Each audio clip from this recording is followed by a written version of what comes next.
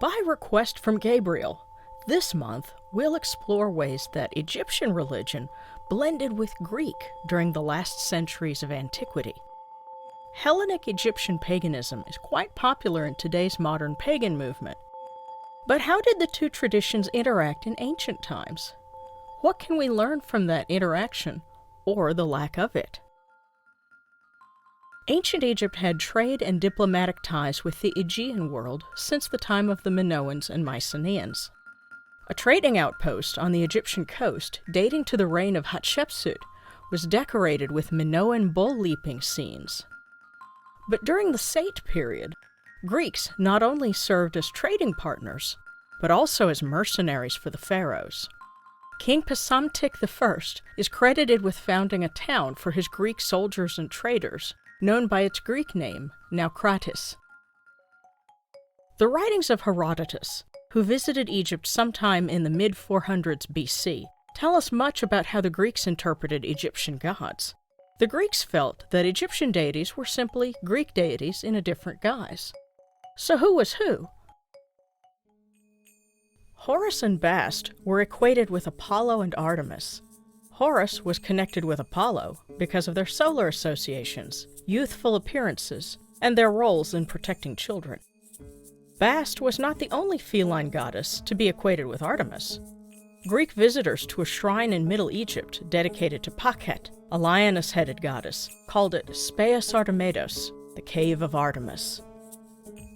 Wajit, who was believed by Egyptians in the Delta to have protected Horus the child, was equated by the Greeks with Leto, the mother of Apollo and Artemis.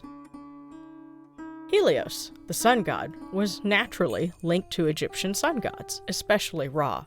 His ancient center of worship, Inu, is still known today by the Greek name Heliopolis.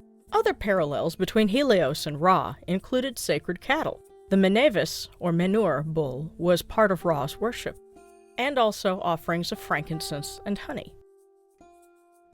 Hathor, as goddess of love, was equated with Aphrodite. Amun, as lord of the Egyptian pantheon, was equated with Zeus. Amun's ram-headed form was interpreted by Herodotus as the result of a legend involving the Greek hero Heracles and a sacrificial ram. But, according to Herodotus, the Egyptians did not offer sheep to the Theban Zeus, perhaps because the ram was sacred to Amun. Isis was equated with Demeter. By Roman times, they fused with the Egyptian harvest goddess Renutet to form the composite Isis Termitis, who was pictured holding a cornucopia. Osiris was equated by the Greeks with Dionysus, aka Bacchus. They noted several parallels. Both gods were patrons of vegetation, both were killed by another god, and both were resurrected. Maybe the leopard stoles of the funerary priests, or the Imiut fetish, reminded Greeks of the panther often pictured with Dionysus. But what especially struck them as a commonality were the religious festivals for Osiris, particularly the Koyak mysteries. These resembled the Greek Dionysian mysteries that included sacred drama. It's known today that the first plays in Western tradition were written to be performed at the Bacchic or Dionysian festivals. Even our symbol for theater, the tragedy and the comedy masks, derived from Dionysian worship. But in Egypt, the processions, mock combat, and girls performing as Isis and Nephthys for the Koyak mysteries clearly registered to the Greeks as the same event, sacred drama. Could we therefore call Osiris the Egyptian patron of theater? Eventually, a new deity formed out of the syncretism of Osiris and Dionysus, Serapis, or in Egyptian, Osirhap. Combining Osiris and Dionysus with the Egyptian concept of the sacred Apis bull, but presenting him in a Greek manner more similar to Hades, lord of the Greek underworld, Serapis was actively promoted by the Ptolemies as a deity for both their Greek and Egyptian subjects to worship. but his appearance proved more appealing to Greeks than Egyptians, who still largely preferred to honor Osiris. Set was equated with the Greek demon Typhon, but it would be incorrect to say that Seth was himself completely demonized in late antiquity. We have record of feasts of Typhon, referring to Set, taking place in oasis towns even by Roman times. In the Greek magical papyri, Set is often invoked in spells to break up a relationship for the spellcaster's benefit. Anubis and Thoth, or Jehuti, were both connected to Hermes, eventually forming the syncretic deity Hermanubis, who acted as a psychopomp and investigator of truth. Together with Isis and Serapis, Hermanubis became part of the Isis religion that spread throughout the Roman Empire. So how were these deities worshipped?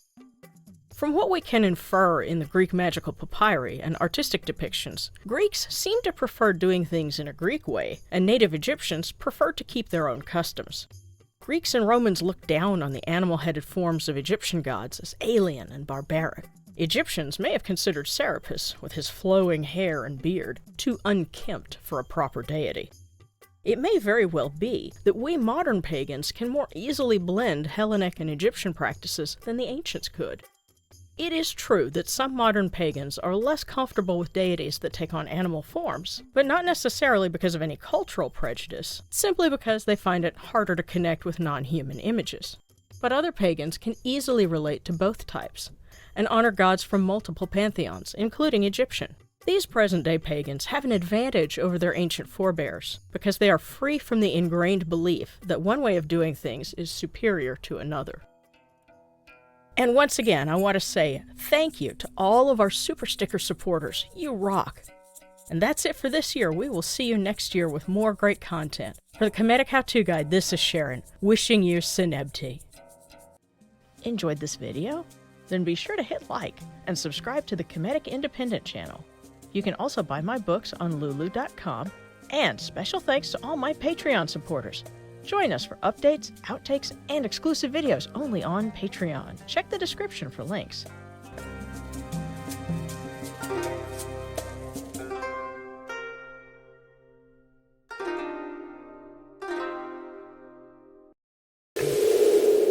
Cannot believe what I'm seeing!